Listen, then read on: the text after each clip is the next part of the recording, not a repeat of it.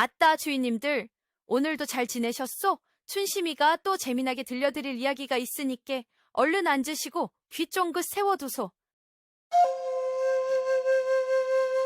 오늘 풀어놓을 이야기 보따리는 아주 그냥 속이 뻥 뚫리고 마음 한쪽이 찡해지는 그런 사연이랍니다. 주인공은 이름하야 억수. 아이고, 이름만 들으면 만수무강의 복을 억수로 받고 살 것 같지만 실상은 동량으로 연명하는 처량한 거지 총각이었지요. 그런데 말이오, 이 착하디 착한 거지 총각이 매 맞던 과부 하나 구해줬다가 그야말로 벼락 같은 출세를 했다는 거 아니겠소? 자, 주인님들. 시작 전에 구독이랑 좋아요 좀 꾹 눌러주시면 참말로 감사하겠소이다. 한양에서도 저 변두리, 다 쓰러져가는 움막서 사는 젊은 거지가 하나 있었답니다. 이름은 억수. 일찍 부모님 여의고 혈혈단신이 되어 이 집 저 집 더부살이하다 결국 거리로 나앉게 된 신세였답니다. 행색이야 오죽했겠소. 머리는 까치집처럼 헝클어지고 얼굴엔 검댕이 묻어있고 옷이라고는 누더기 한 벌 걸친 게 전부였지요. 그러니 사람들이 그를 보고 반길 리가 있나요? 지나가다 마주치면 코를 막고 인상을 찌푸리거나 저런 놈은 몽둥이로 흠씬 두들겨 패야 정신 차린다며 험한 말을 하기도 했답니다. 배는 또 어떻고요? 삼시세끼 챙겨 먹는 건 고사하고 하루에 한 끼 멀건 죽이라도 얻어먹으면 다행이었지요. 동량을 나가도 빈손으로 돌아오는 날이 부지기수였으니 늘 굶주림에 시달려야 했습니다. 하지만 말이오, 주인님들, 그렇게 겉모습은 초라하고 처량했지만 우리 억수 총각 마음씨 하나는 정말 비단결같이 고왔답니다. 자기 먹을 것도 변변찮으면서 길가에 다리 다친 강아지라도 보이면 그냥 지나치지 못하고 품에 안아다 돌봐주곤 했지요. 어쩌다 밥 한 덩이 얻으면 배고파 우는 어린 동량치들에게 먼저 나눠주기도 했고요. 불쌍한 사람 보면 동병상련이라고 그냥 지나치지 못하는 착한 심성을 지녔던 것입니다. 그리고 또 하나, 억수에게는 의협심이라는 것이 있었답니다. 비록 가진 것 없고 힘없는 것이 신세였지만 옳지 못한 일을 보면 속으로 부글부글 끓어오르는 것을 참지 못했지요. 물론 나서서 뭘 할 형편은 못 되었지만 마음속으로는 늘 저런 나쁜 놈들은 혼쭐이 나야 하는데 하고 생각하는 그런 순박하면서도 정의로운 구석이 있는 총각이었답니다. 아이고, 저런 착한 사람이 왜 그리 고생만 하고 사는지 하늘도 참 무심하시지. 한편 억수가 사는 마을에는 기구한 팔자의 젊은 과부가 하나 살고 있었으니 이름은 송화라 했습니다. 아따, 이름처럼 곱고 단아한 외모의 마음씨 또한 정숙하기 그지없었지요. 그녀는 본래 다른 고을 양반가 규수였는데 이 마을 박진사댁 아들에게 시집 온 지 몇 해 되지 않아 그만 남편이 시름시름 앓다가 세상을 떠나고 만 것입니다. 젊은 나이에 청상 과부가 되었으니 그 신세가 오죽 처량했겠소이까? 그런데 설상가상으로 이 시댁이라는 곳이 아주 못돼 먹은 사람들이었답니다. 특히 시아버지인 박진사 영감은 아주 완고하고 탐욕스러운 위인이었지요. 아들이 죽자 그 슬픔보다는 며느리 송화 앞으로 남겨진 약간의 재산을 어떻게 하면 가로챌까 하는 궁리만 하고 있었던 것입니다. 박진사는 아들이 죽은 것이다 며느리 탓이라며 온갖 구박을 하기 시작했습니다. 아들 잡아먹은 년, 어디서 굴러들어온 재수 없는 것, 내년이 우리 집안 재산만 노리고 시집 온 것이 아니냐, 입에 담지 못할 막말을 퍼부으며 송화를 죄인 취급했지요. 송화는 죽은 남편을 향한 그리움과 슬픔을 추슬 겨를도 없이 시아버지의 모진 구박과 핍박 속에서 눈물 마를 날 없이 지내야 했습니다. 아침 일찍 일어나 온갖 집안 굳은 일을 도맡아 하고 밤늦게까지 바느질과 길쌈을 해서 시아버지 시중을 들었지만 돌아오는 것은 타박과 학대뿐이었지요. 그녀는 마치 죄인처럼 숨죽여 살아야 했고 그 고운 얼굴에는 수심이 가득하여 웃음꽃 한 번 피울 날이 없었답니다. 아이고, 불쌍한 송화 아씨. 젊은 나이에 남편 잃은 것도 서러운데 어찌 저런 악독한 시아버지를 만나 고생이란 말이요. 춘심이 속이 다 상하는구먼요. 그러던 어느 캄캄한 밤이었지요. 박진사 영감은 술에 거나하게 취해서는 기어이 일을 저지르고야 말았습니다. 그는 트집 잡을 거리를 찾다가 송화가 낮에 바느질하다가 실수로 옷감을 조금 상하게 한 것을 빌미 삼아 버럭 소리를 질렀습니다. 이년아, 내년이 감히 아비가 물려준 귀한 옷감을 망쳐? 내년이 우리 집 재산을 축내려고 작정을 했구나. 당장 이 집에서 썩 나가거라. 송화는 깜짝 놀라 무릎 꿇고 빌었습니다. 아버님, 제가 잠시 졸아 실수를 했습니다. 죽을 죄를 지었습니다. 부디 용서해 주십시오. 하지만 박진사는 눈 하나 깜짝하지 않았습니다. 오히려 기다렸다는 듯이 옆에 있던 못된 머슴 개똥이를 불렀지요. 이 개똥이라는 놈도 주인 닮아 아주 악질이었는데 박진사의 사주를 받고 그동안 송화를 얼마나 괴롭혔는지 모릅니다. 개똥아, 전현이 내 말을 거역하는구나. 괘씸한 년, 어서 전현을 마당으로 끌어내어 멍석마리를 하여 혼줄을 내주어라. 아이고, 세상에, 멍석마리라니요. 조선시대에 며느리에게 멍석마리는 사형이나 다름없는 벌인데 박진사는 아예 송화를 죽일 작정이었던 모양입니다. 개똥이는 신이 나서 달려들어 송화의 머리채를 휘어잡고 마당으로 끌어냈습니다. 그리고는 멍석으로 송화를 둘둘 말아놓고 인정사정 없이 매질을 하기 시작했지요. 아이고, 아버님, 잘못했습니다. 살려주세요. 제발 살려주세요. 송화는 찢어지는 비명을 지르며 애원했지만 박진사는 눈 하나 깜짝 않고 옆에서 팔짱을 낀 채 지켜볼 뿐이었습니다. 개똥이는 더욱 기세등등하여 채찍을 휘둘러댔지요. 송화의 하얀 옷은 금세 핏물로 얼룩졌고 그녀의 울음소리는 밤하늘 아래 처절하게 울려 퍼졌습니다. 주변 이웃들도 그 소리를 들었겠지만 무서운 박진산의 일에 감히 끼어들 엄두를 내지 못하고 문을 닫아걸 뿐이었지요. 송화 아씨가 그렇게 억울하게 매를 맞으며 죽어가고 있을 때 마침 그 근처를 지나던 이가 있었으니 바로 우리의 착한 거지 총각 억수였답니다. 그날따라 동량이 신통치 않아 배를 쫄쫄 굶은 억수는 혹시 박진사 댁 담벼락 밑에서 잠이라도 청할까 싶어 그쪽으로 발걸음을 옮기고 있었지요. 그런데 어디선가 여인의 처절한 비명소리와 함께 매질하는 소리가 들려오는 것이 아니겠소. 이 야심한 밤에 웬 소란이지. 억수는 담벼락에 바짝부터 안을 살폈습니다. 그리고는 눈앞에 펼쳐진 끔찍한 광경에 그만 숨을 멈추었지요. 곱디고 온 송화 아씨가 멍석에 말린 채 피투성이가 되어 매를 맞고 있었고 박진사 영감과 머슴 개똥이가 악귀처럼 달려들어 그녀를 죽일 듯이 몰아붙이고 있었던 것입니다. 억수는 평소 송화 아씨의 딱한 처지를 알고 있었기에 그녀가 저리 억울하게 매 맞는 모습을 보니 피가 거꾸로 솟는 듯 했습니다. 비록 자신은 힘없는 거지 신세였지만 저 악랄한 횡포를 보고만 있을 수는 없었습니다. 불의를 보면 참지 못하는 그의 착한 심성이 또 발동한 것이지요. 억수는 더 이상 망설이지 않았습니다. 그는 담벼락을 단숨에 뛰어넘어 마당으로 뛰어들며 큰 소리로 외쳤습니다. 멈추시오. 당장 그 매를 멈추시오. 꾀죄죄한 행색의 거지가 갑자기 하늘에서 뚝 떨어진 듯 나타나 호통을 치자 박진사와 개똥이는 물론이고 매 맞던 송화 아씨까지 깜짝 놀라 그를 쳐다보았습니다. 박진사는 어이가 없다는 듯이 헛웃음을 터뜨렸지요.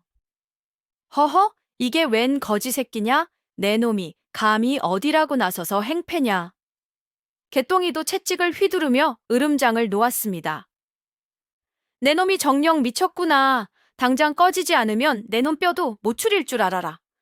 하지만 억수는 조금도 물러서지 않았습니다. 그는 박진사를 똑바로 노려보며 다시 한번 외쳤습니다.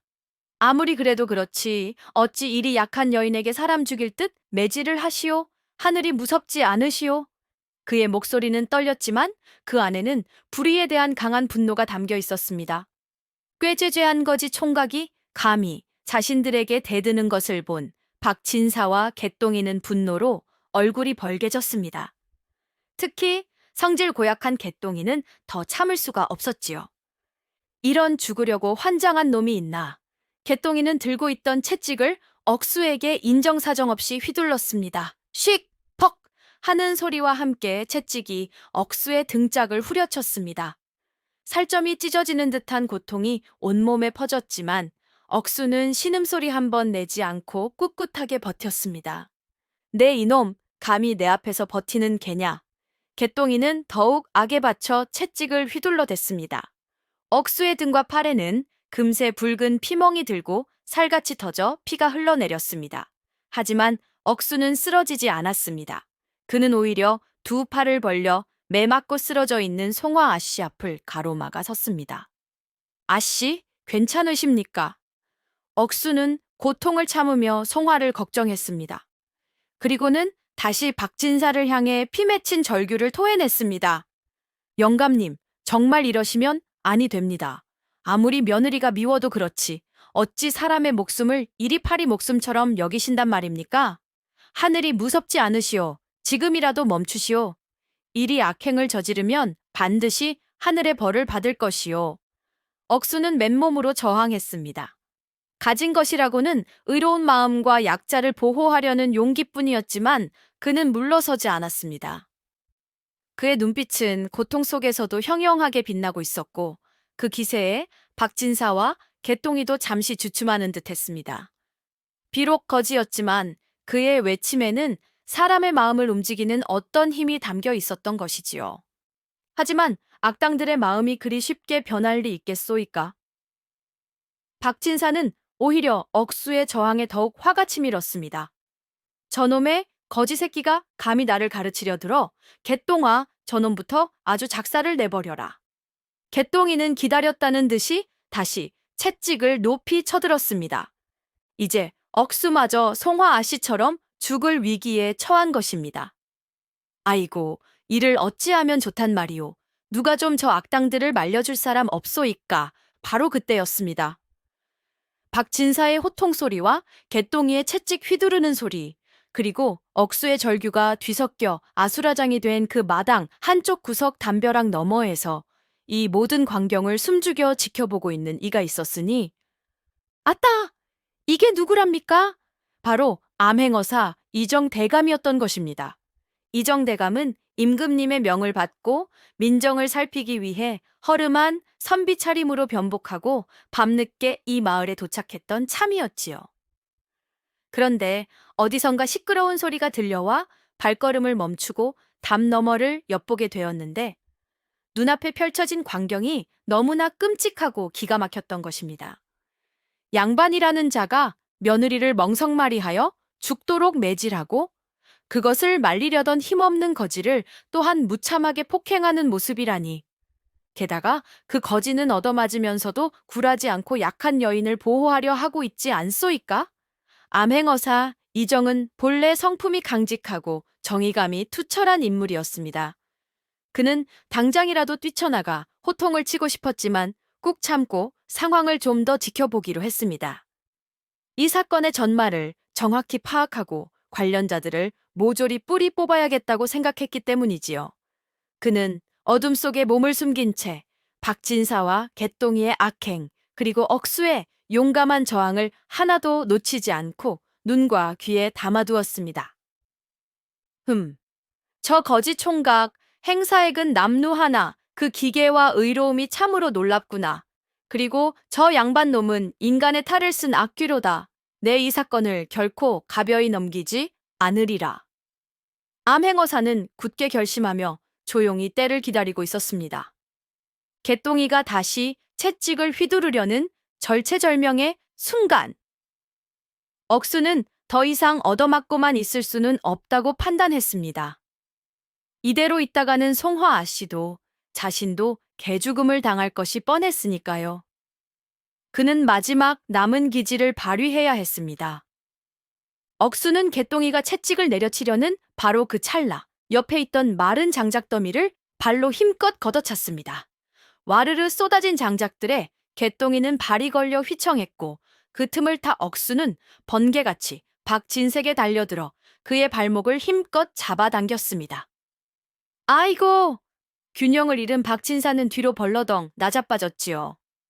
아씨, 지금입니다. 어서! 억수는 넘어진 박진사와 당황한 개똥이를 뒤로 하고 멍석에 말려 신음하고 있던 송화 아씨에게 달려갔습니다. 그는 재빨리 멍석을 풀어헤치고 피투성이가 된 송화 아씨를 부축해 일으켰습니다. 그리고는 그녀의 손을 꽉 잡고 외쳤지요. 어서 저를 따라오시오. 억수는 송화 아씨의 손을 잡고 무작정 어둠 속으로 뛰기 시작했습니다. 정신을 차린 개똥이가 저놈들 잡아라 하고 소리치며 뒤쫓아왔지만 억수는 죽을 힘을 다해 달렸습니다. 넘어지고 뒹굴면서도 송화 아씨의 손을 놓지 않았지요.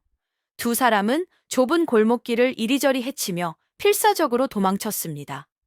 뒤에서는 개똥이의 고함 소리와 박진사의 욕설이 희미하게 들려왔지만 두 사람은 뒤도 돌아보지 않고 뛰고 또 뛰었습니다. 얼마나 달렸을까요? 마침내 박진사 댁에서 꽤 멀리 떨어진 인적이 드문 개청에 다다랐을 때 두 사람은 기진맥진하여 그 자리에 주저앉고 말았습니다. 숨은 턱까지 차올랐고 온몸은 땀과 피로 범벅이 되어 있었지요. 하지만 살아남았습니다.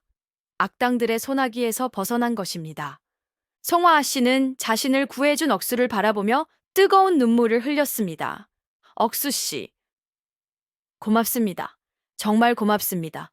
억수 역시 숨을 헐떡이며 송화아 씨를 바라보았지요. 그의 얼굴에는 안도감과 함께 앞으로 닥쳐올 일에 대한 막막함이 교차했습니다. 아이고, 두 사람, 일단 위기는 넘겼지만 이제 어디로 가야 한단 말이요? 정신없이 도망쳐 나온 억수와 송화아 씨. 하지만 막상 갈 곳이 막막했지요.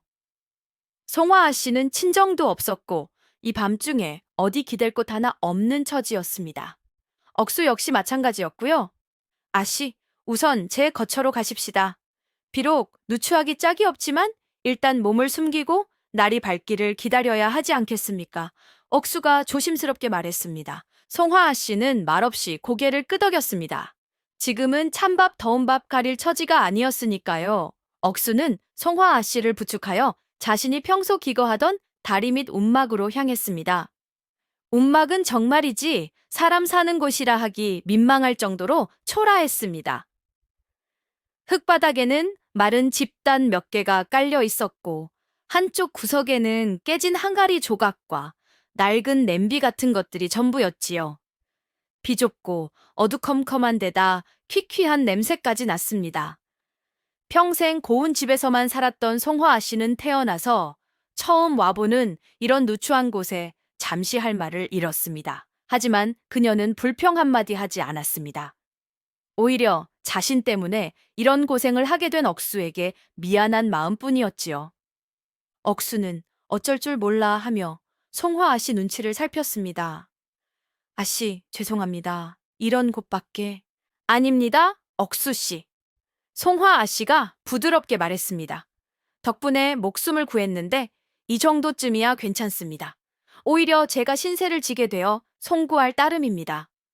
억수는 집단을 끌어모아 조금이라도 푹신한 잠자리를 만들어주고 자신이 아껴두었던 마른 빵 조각 하나를 꺼내 송화아 씨에게 내밀었습니다. 이거라도 좀 드십시오. 기운을 차리셔야지요. 송화아 씨는 눈시울을 붉히며 빵 조각을 받아들었습니다. 두 사람은 말없이 빵을 나누어 먹으며 움막 안에서 서로의 기구한 신세를 위로하며 밤을 지새웠습니다.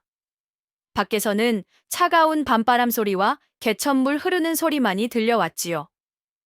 비록 처지는 비참했지만 서로에게 의지하며 온기를 나누는 두 사람의 모습은 어딘지 모르게 애틋하고 인간적이었습니다. 한편 그날 밤 박진사 댁 마당에서 벌어진 소동을 모두 지켜본 암행어사 이정대감은 날이 밝자마자 본격적으로 사건 조사에 착수했습니다. 그는 여전히 허름한 선비 행사액을 하고 있었기에 아무도 그가 나라의 명을 받고 온 암행어사라는 사실을 눈치채지 못했지요. 이정대감은 먼저 마을 주막에 들러 민심을 살피는 척하며 사람들의 이야기를 귀담아 들었습니다. 아니나 다를까 박진사의 악행과 며느리 송화 아씨의 딱한 사정에 대한 소문은 이미 마을 사람들에게 파다하게 퍼져 있었습니다. 쯧쯧, 박진사 영감 정말 너무했지. 아무리 며느리가 미워도 그렇지 사람을 그리 죽도록 팬다니. 송화아 씨가 뭘 그리 잘못했다고. 남편 죽고 홀로 된 것도 서러운데. 다 그놈의 재산 때문이지 뭐. 박진사가 며느리 재산 탐내서 내쫓으려고 그런다는 소문이 자자하잖소. 근데 어젯밤에는 웬 거지 총각이 나타나서 송화아 씨를 구해 도망쳤다면서? 그래, 억수라고 그 착한 거지 총각 말일세. 얻어맞으면서도 꿋꿋하게 버텼다지.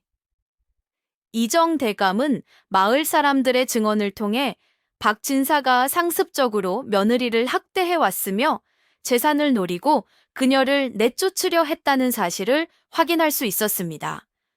또한 억수라는 거지 총각이 비록 행사액은 남루하나 심성이 곱고 의로운 인물이라는 것도 알게 되었지요.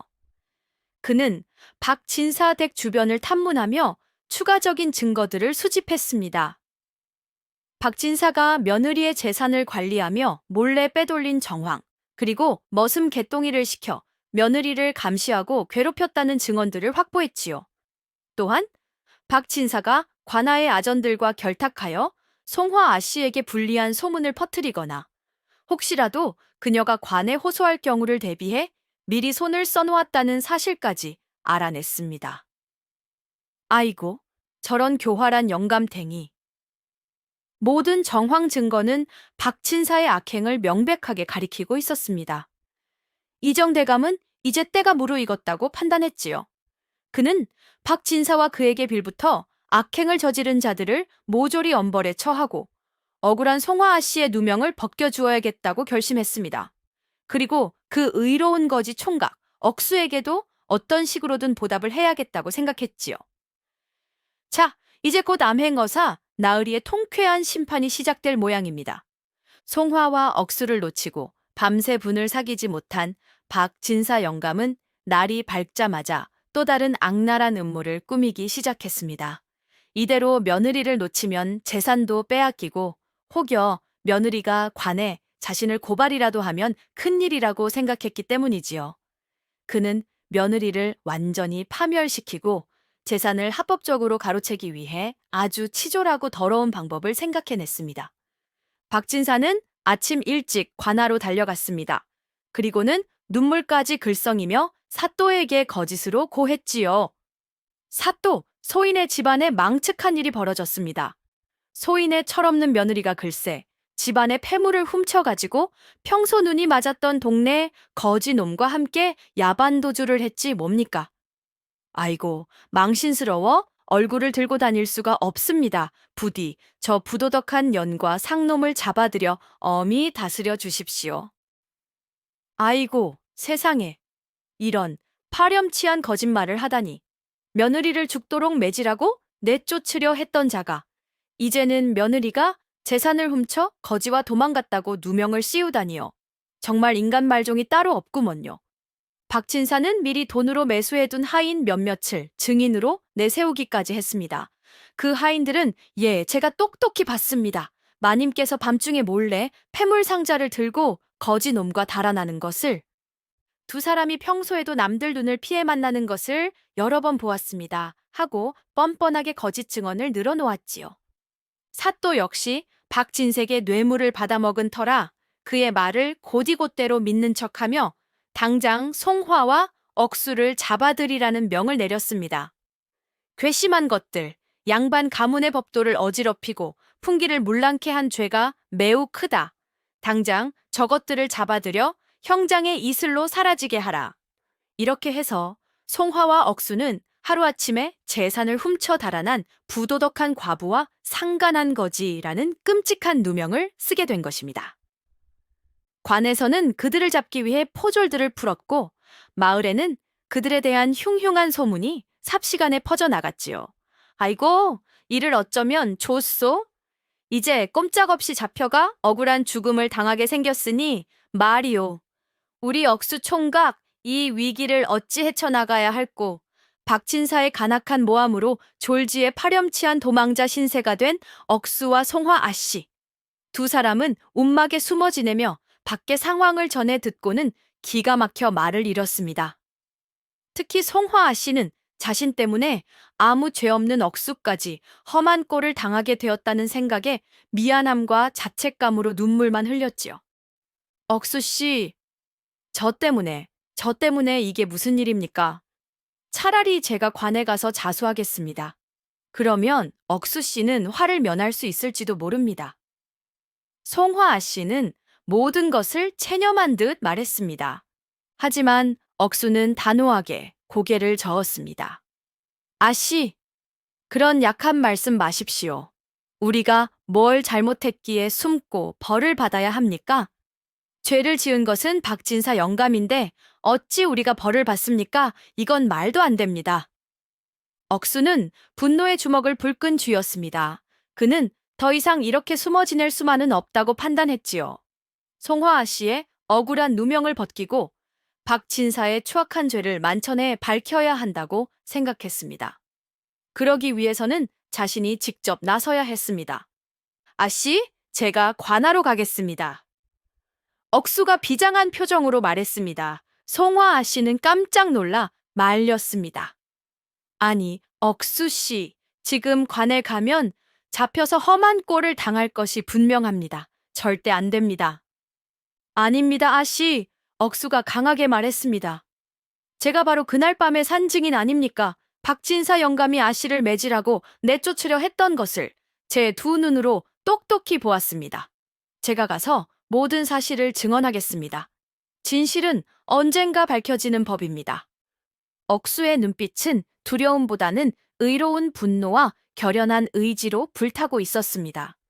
그는 더 이상 자신의 안위만을 생각하는 나약한 거지가 아니었지요. 그는 송화아 씨를 구하고 정의를 바로 세우기 위해 기꺼이 위험을 감수할 준비가 되어 있었던 것입니다. 하지만 거지인 당신 말을 누가 믿어주겠습니까? 송화아 씨는 여전히 불안해했습니다. 믿어주지 않는다 해도 괜찮습니다. 저는 제가 보고 겪은 사실을 말할 뿐입니다. 하늘이 알고 땅이 아는데 어찌 진실을 외면할 수 있겠습니까? 아씨께서는 부디 여기서 기다리십시오. 제가 반드시 아씨의 누명을 벗겨드리겠습니다. 억수는 송화 아씨를 안심시키고는 떨리는 마음을 다잡고 관아를 향해 발걸음을 옮겼습니다. 비록 앞날이 어찌 될지 모르는 위험한 길이었지만 그의 발걸음에는 옳은 일을 하러 가는 사람의 당당함이 실려 있었지요. 용기를 내어 관에 출두한 억수. 하지만 그를 기다리고 있는 것은 차가운 시선과 싸늘한 냉대뿐이었습니다. 관아마당에는 이미 박진사가 먼저 와서 온갖 거짓말로 관리들을 구워 삶아 놓은 상태였지요. 저놈입니다, 사또. 저놈이 바로 제 며느리를 꿰어 재물을 훔쳐 달아난 파렴치한 놈입니다. 박진사는 억수를 보자마자 손가락질하며 소리쳤습니다. 사또는 거만한 표정으로 억수를 쏘아보며 물었습니다. 네, 이놈, 천한 거지 주제에 감히 양반댁 며느리와 눈이 맞아 도망치고 재물까지 훔쳤다는데 그 말이 사실이냐? 억수는 억울함에 목소리를 높여 항변했습니다. 아닙니다, 사또. 소인은 결코 그런 짓을 하지 않았습니다. 오히려 박진사 영감께서 며느님을 죽도록 매질하고 내쫓으려 하는 것을 제가 막다가 함께 도망치게 된 것이옵니다. 모든 것은 박진사 영감의 모함입니다. 하지만 사또는 억수의 말을 들으려 하지 않았습니다. 네 이놈, 어디서 감히 거짓을 고하느냐. 여기 증인들도 다 있는데 내 놈이 발뺌할 수 있을 것 같으냐. 사또는 박진사가 매수해 놓은 거짓 증인들을 내세웠습니다. 예, 사또, 제가 똑똑히 봤습니다. 저 거지놈이 밤중에 만인방담을 넘는 것을 마님께서 저놈에게 폐물을 건네는 것도 봤습니다. 거짓 증인들은 뻔뻔하게 위증을 늘어놓았지요. 억수는 기가 막혀 말문이 막혔습니다. 아닙니다. 저들은 다 거짓말을 하고 있습니다. 제발 제 말을 믿어주십시오. 하고 애원했지만 아무도 그의 말을 믿어주지 않았습니다. 오히려 저놈이 뻔뻔하게 거짓말까지 하는구나. 거지놈 말을 어찌 믿는단 말이냐 하는 비웃음만 돌아올 뿐이었지요. 박진사는 회심의 미소를 지으며 사또에게 아첨했습니다. 사또, 저런 악질놈은 매우 쳐서 본보기로 삼아야 합니다. 어서 저놈에게 곤장을 내리시어 국법의 준엄함을 보여주시옵소서. 사또는 기다렸다는 듯이 고개를 끄덕였습니다. 옳거니 여봐라, 저놈에게 당장 곤장 100대를 안겨라. 포졸들이 달려들어 억수의 팔을 꺾고 곤장대로 끌고 가려 했습니다. 억수는 억울함에 눈물을 흘리며 발버둥 쳤지만 소용없었지요. 이제 정말 꼼짝없이 억울한 매를 맞고 죽게 생겼습니다. 송화아 씨를 구려다 제 목숨까지 잃게 될 판이었지요. 억수가 억울한 눈물을 흘리며 곤장대로 끌려가 막 매를 맞으려는 바로 그 순간이었습니다. 갑자기 관아 문 밖에서 우렁찬 외침소리가 들려왔습니다. 암행어사 출두요. 아니 이게 무슨 소리랍니까? 암행어사라니요. 관아 마당에 있던 모든 사람들이 깜짝 놀라 소리가 나는 쪽을 쳐다보았습니다. 그러자 허름한 선비 차림을 한 젊은이가 위험 있는 걸음으로 들어서더니 품속에서 번쩍이는 마패를 꺼내 높이 치켜드는 것이 아니겠소? 엄연기요. 모두 형을 멈추고 암행어사의 명을 받들라. 마패를 본 순간 관아는 그야말로 발칵 뒤집혔습니다.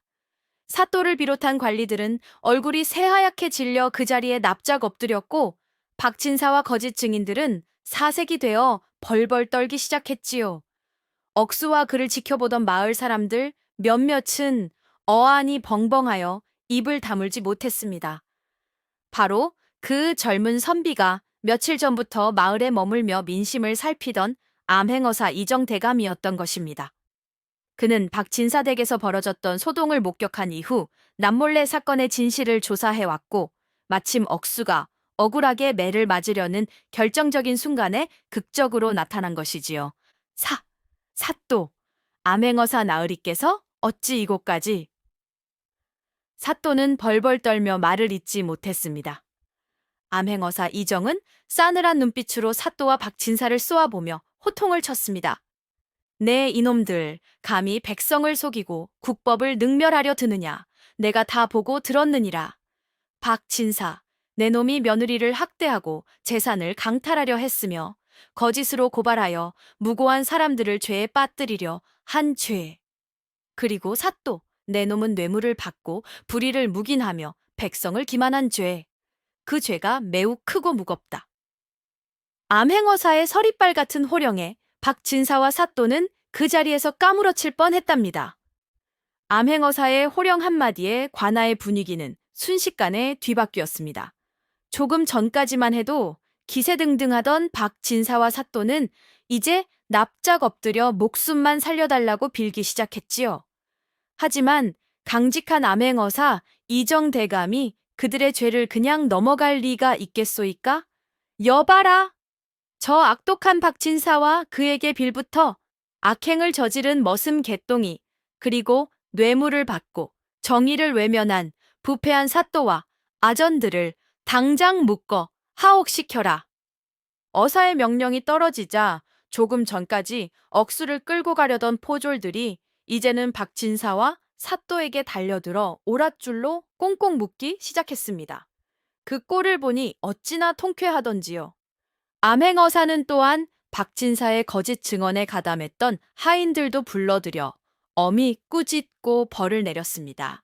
그리고 그동안 박진사의 횡포와 사또의 부정부패에 대해 암행어사가 은밀히 조사해온 증거 자료들을 하나씩 제시하며 그들의 죄상을 낱낱이 밝혀냈지요. 박진사가 며느리 송화를 학대하고 재산을 빼앗으려 한 죄, 거짓으로 관에 고발하여 무고한 사람들을 죄에 빠뜨리려 한 죄, 그리고 과거에도 비슷한 방법으로 다른 이들의 재산을 편취하려 했던 정황까지 드러났습니다. 사또 역시 박진사에게 뇌물을 받고 그의 악행을 묵인해 주었을 뿐만 아니라 다른 백성들에게도 부당하게 세금을 거두고 괴롭혔던 죄들이 속속들이 밝혀졌지요. 암행어사는 이 모든 죄를 종합하여 엄중한 판결을 내렸습니다. 박진사는 모든 재산을 몰수당하고 멀리 외딴 섬으로 유배를 가게 되었고 머슴 개똥이와 부패한 사또 및 아전들은 곤장을 맞고 파직되어 관직에서 쫓겨났다고 합니다. 아이고, 쌤통이다, 꽃이다. 그렇게 한순간에 악인들은 모두 벌을 받고 몰락하게 되었으니 이야말로 정의의 심판이 아니고 무엇이겠소이까. 그동안 박진사와 사또의 횡포에 시달렸던 마을 사람들은 모두 거리로 뛰쳐나와 만세를 부르며 기뻐했답니다. 박진사가 벌을 받고 몰락하자 억울한 누명을 썼던 송화아 씨는 마침내 모든 굴레에서 벗어나 자유로운 몸이 되었습니다. 암행어사는 송화아 씨가 죽은 남편에게서 물려받은 집과 밭의 소유권을 공식적으로 인정해 주었고, 박진사가 그동안 부당하게 관리하며 빼돌리려 했던 재산까지 모두 되찾아 주었지요. 송화아 씨는 하루아침에 모든 것을 되찾았습니다. 남편을 여인 슬픔이야 여전했지만 더 이상 시댁의 구박과 핍박에 시달리지 않아도 되었고, 억울한 누명에서도 벗어나 자신의 명예를 회복하게 된 것입니다. 그녀는 이제 누구의 눈치도 보지 않고 당당하게 자신의 삶을 살아갈 수 있게 되었지요. 마을 사람들 역시 더 이상 송화아 씨를 팔자 사나운 과부나 부도덕한 여자로 보지 않았습니다. 오히려 악독한 시아버지 밑에서 온갖 고초를 겪으면서도 끝까지 정절과 품위를 지켜낸 현명하고 강인한 여인으로 칭송하며 따뜻하게 대해 주었지요. 송화아 씨는 자신을 도와준 억수와 마을 사람들, 그리고 무엇보다 정의를 바로 세워준 암행어사 이정대감에게 깊은 감사를 표했습니다. 그녀는 되찾은 집을 깨끗하게 정리하고 밭을 다시 일구며 새로운 삶을 시작할 준비를 했습니다. 오랜 시련 끝에 마침내 찾아온 평화로운 일상 속에서 그녀의 얼굴에도 조금씩 예전의 밝고 고운 미소가 되살아나기 시작했답니다. 아이고, 송화아 씨, 그동안 얼마나 마음고생이 심했소이까. 이제라도 행복을 찾으셨다니 춘심이도 정말 기쁘구먼요. 모든 사건이 해결되고 송화아 씨가 새로운 삶을 찾게 되자 그녀의 마음속에는 자신을 구해준 억수에 대한 고마움이 샘솟듯 차올랐습니다. 만약 억수가 아니었다면 자신은 꼼짝없이 매를 맞아 죽거나 혹은 억울한 누명을 쓰고 평생을 죄인처럼 살아야 했을지도 모를 일이었으니까요. 거지라는 천한 신분에도 불구하고 불의에 맞서 자신을 지켜준 억수의 용기와 의로움은 송화아 씨에게 깊은 감동을 주었습니다.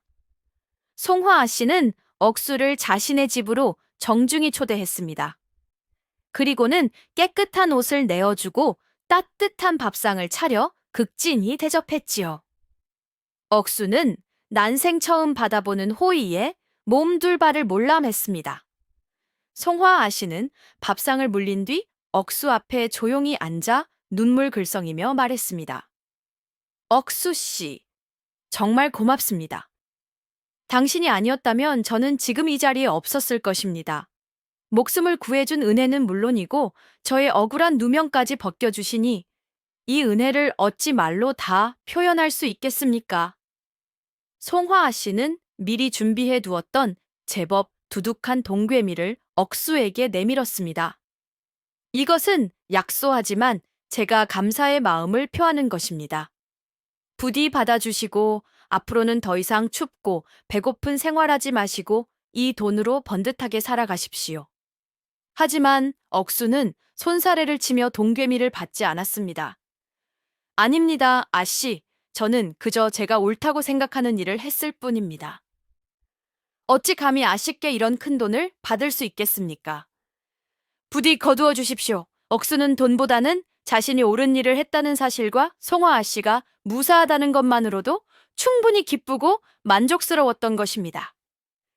송화아 씨는 억수의 그 순수하고 욕심 없는 마음에 다시 한번 감동했습니다. 그렇다면 제가 다른 방식으로라도 꼭 보답을 하고 싶습니다. 혹시 억수 씨께서 바라는 것이라도 있으신지요? 제가 할 수 있는 일이라면 무엇이든 돕고 싶습니다. 억수는 잠시 생각하더니 수줍게 웃으며 말했습니다.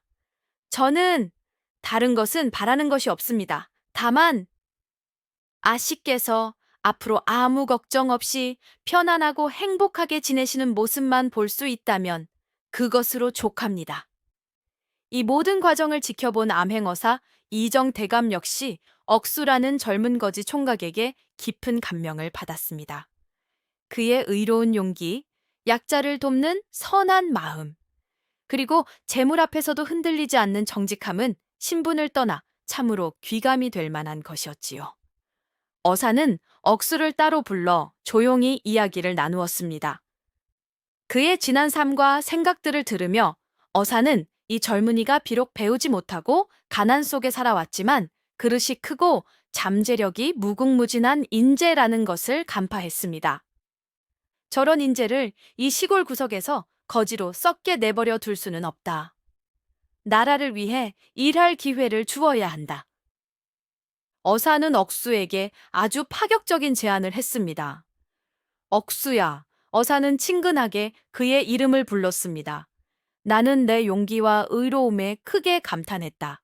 너처럼 강직하고 바른 마음을 가진 자가 어찌 평생을 거지로 살아갈 수 있겠느냐. 억수는 어리둥절하여 어사를 바라보았습니다. 어사는 미소를 지으며 말을 이었습니다. 내가 너를 거두어 사람을 만들어주고 싶구나. 나를 따라 한양으로 가지 않겠느냐? 내 밑에서 심부름을 하며 글도 배우고 세상 물정도 익히다 보면 너 또한 언젠가 나라에 필요한 인재가 될 수 있을 것이다. 어떠하냐? 암행어사의 파격적인 제안 앞에 억수는 잠시 꿈인가 생시인가 어리둥절했지만 이내 정신을 차리고 어사 앞에 넙죽 엎드렸습니다. 나으리, 소인 같은 천것에게 어찌 이리 과분한 은혜를 베푸시려 하십니까?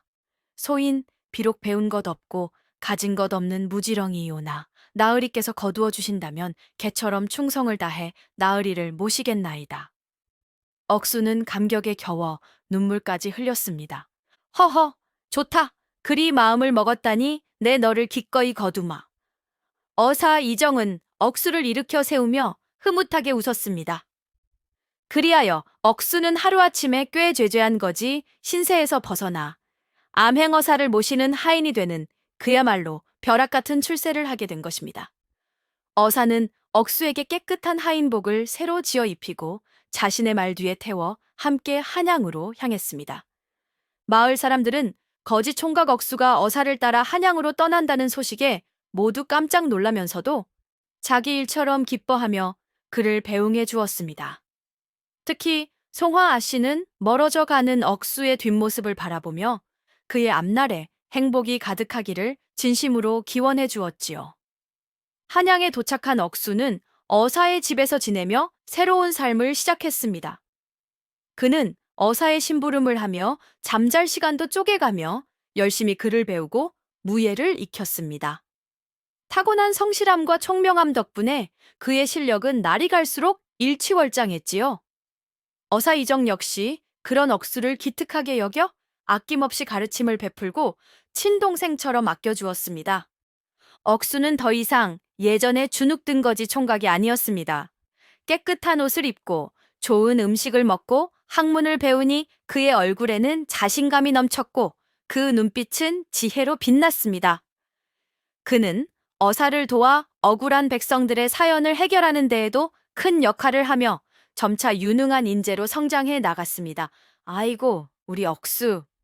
정말 용됐구먼요. 한양에서 암행어사 이정 대감 밑에서 지내게 된 억수는 그야말로 눈부신 성장을 거듭했습니다. 그는 물 만난 고기처럼 새로운 지식과 경험들을 쏙쏙 빨아들였지요. 어사는 억수의 총명함과 성실함을 높이사 단순한 심부름꾼이 아니라 자신의 곁에 두고 여러 가지 중요한 일들을 가르치고 맡겼습니다. 억수는 어사를 따라 조선 팔도를 누비며 다양한 사건들을 접하고 세상을 보는 눈을 넓혔습니다. 탐관오리들의 횡포에 고통받는 백성들의 모습, 억울한 누명을 쓰고 고통받는 사람들의 사연, 그리고 그 속에서도 희망을 잃지 않고 살아가는 사람들의 강인함까지. 그는 책상 머리에서는 결코 배울 수 없는 살아있는 지혜와 경험을 쌓아갔지요. 특히 그는 자신이 겪었던 어려움을 잊지 않았기에 힘없고 억울한 백성들의 편에 서서 그들의 목소리를 대변하는 데 앞장섰습니다. 그는 뛰어난 눈썰미와 사람의 마음을 읽는 능력으로 사건의 진실을 파헤치고 억울한 사람들의 누명을 벗겨주는데 큰 공을 세우기도 했답니다. 어사 이정은 그런 억수를 더욱 신임하고 아꼈습니다. 억수야, 너는 하늘이 내린 인재다. 내 그 바른 마음과 지혜로 앞으로 더 많은 백성들을 구해야 할 것이다. 어사는 억수에게 단순한 하인이 아닌 자신의 뜻을 함께 펼쳐나갈 동지로서 대우해 주었지요. 몇 년의 세월이 흐르는 동안 억수는 몰라보게 늠름하고 지혜로운 젊은이로 성장했습니다.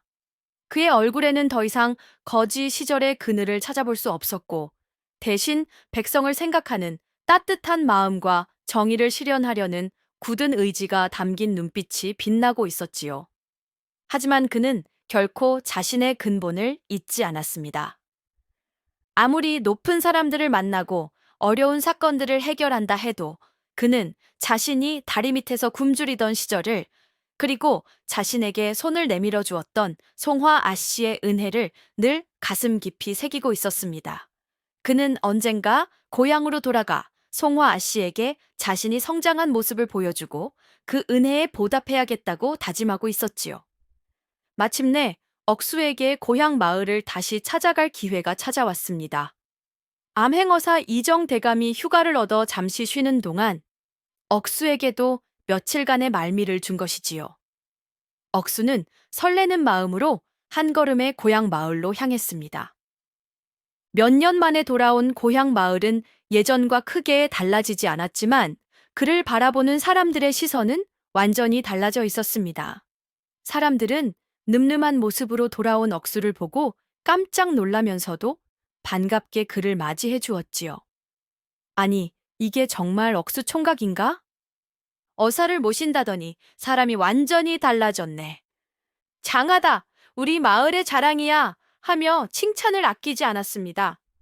억수는 자신을 반겨주는 마을 사람들에게 고마움을 표하고는 가장 먼저 송화 아씨의 집으로 향했습니다. 그의 마음속에는 송화 아씨가 그동안 어떻게 지냈을지에 대한 걱정과 함께 다시 만날 수 있다는 설렘이 교차했지요. 송화 아씨는 여전히 그 고운 자태를 간직한 채 혼자서 집과 밭을 돌보며 조용히 살아가고 있었습니다. 그녀는 갑자기 찾아온 억수의 어엿한 모습을 보고 처음에는 놀라움을 금치 못했지만 이내 따뜻한 미소로 그를 맞이해 주었지요. 억수 씨, 아니, 이제는 서방님이라 불러야 할까요? 이렇게 훌륭한 모습으로 돌아오시다니 정말 보기 좋습니다. 송화 아씨의 목소리에는 진심 어린 기쁨과 함께 약간의 수줍음이 묻어 나왔습니다.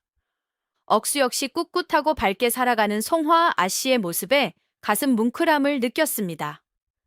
아닙니다, 아씨. 제가 여기까지 올 수 있었던 것은 다 아씨 덕분입니다. 저는 아직도 아씨께서 베풀어 주신 은혜를 잊지 않고 있습니다. 두 사람은 툇마루에 마주 앉아 그동안의 회포를 풀었습니다.